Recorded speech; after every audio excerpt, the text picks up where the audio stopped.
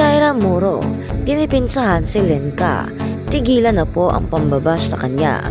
Kung bago ka lang sa channel na ito, huwag kalimutang mag-like, share, comment at subscribe. At huwag kalimutang pindutin ang notification bell icon para maging updated ka sa bawat upload nating video.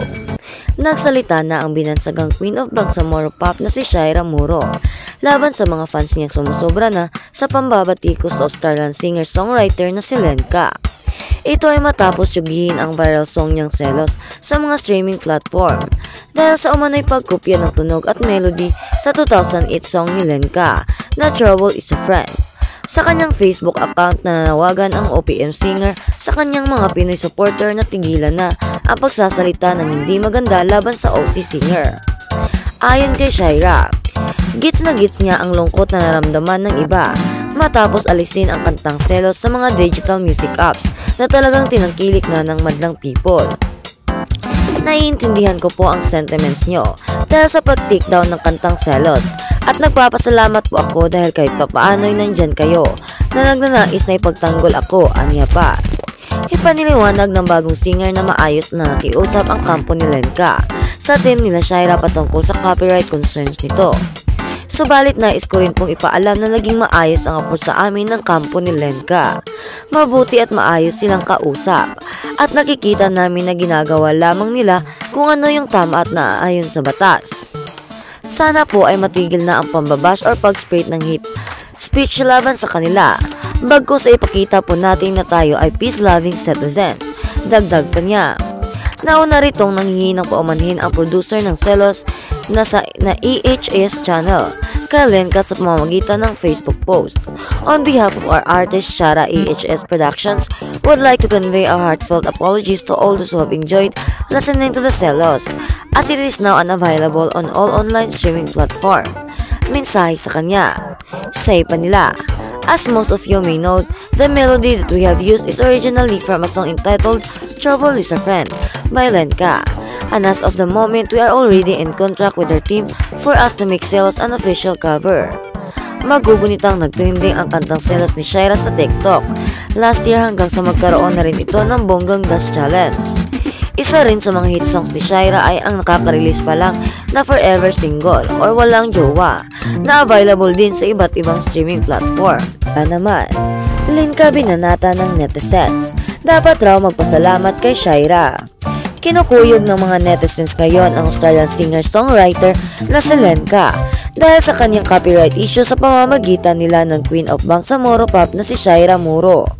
Sa kanyang mga Instagram post ay makikita ang iba't ibang mga negatibong komento ng mga fans matapos i-take down ang kanta ni Shaira sa streaming apps dahil sa pagkakapareho nila ng kantang Trouble as a Friend. May ilan pa na nagsasabing hindi naman daw inangkin ni Shaira ang kanta kay Lenka at dapat raw ay magpasalamat pa ito dahil muling nakilala ang kanta niya.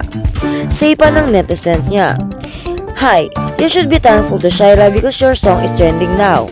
Pagpatuloy pa niya, "To be honest, I don't even know that you are a singer." Ang naturang komento ay umani ng samut-saring reaksyon mula sa iba't ibang netizens. Say nila, nakakahiya raw ang netizens kay Lenka dahil hindi ito aware kung ano ang intellectual property. Do you have any idea what intellectual property means? Lenka is only protecting what is hers. It's not all about ungrateful, that's it. Saad pa ng isang netizens. Comment naman ng isa, if someone steals your belonging and become popular because of the robbery, would you say thank you to the thief? No need. Shaira should thank her because of Lenka's music. She is trending. Tell Shaira to make her own music, hirit naman ng isa. Samantala, naglabas naman ang pahayag si Shaira na huwag ng iba si Lenka. Selos ni Shaira Muro itanggal sa streaming apps matapos ireklamo. Matapos ireklamo ng copyright infringement, tinanggal na ng kampo ang baguhang singer na si Shaira Muro ang viral song na Selos sa mga streaming platform. Sikat na sikat ngayon ang Selos ni Shaira na binansagang Queen of Bangsamoro Pop. Ngunit kinakailangan nga itong tsugihin sa mga digital music app dahil sa umano'y pagkopya ng tunog at melody nito. Mismo ang Australian singer-songwriter na si Lenka ang nagpaabot ng EHS channel, ang producer ng Selos na kanilang reklamo dahil nga sa pagkopya sa kanya sa kanta niyang Trouble is a Friend. Ayon kay Lenka, Nabasa niya ang post ng isang netizens na nagsasabing kumikita si Shaira sa kantang hindi naman sa kanya. We have taken legal actions, thanks. Say pa ni Lenka. Nagsorry na ang EHS channel kay Lenka sa pamamagitan ng Facebook. This is a voluntary act on our end as we are still making engagement. The legality of publication of the song, we have chosen to take it down from all platforms, pending our agreement with the original artist management on securing a cover license for Celos, sabi pa ng EHS Productions. Pagpapatuloy nito. As most of you know, the melody that we have is usually originally from a song entitled Trouble is a Friend by Lenka, and as of the moment, we are already in contact with her team for us to make Celos an official cover. To those who have been entertained by Shaira's cover song, we are truly grateful to you. At sa kabilang banda, nagsorry ng EHS channel kay Lenka sa pamamagitan ng Facebook. This is a voluntary act on our end as we are still making arrangement about the legality of the publications of the song.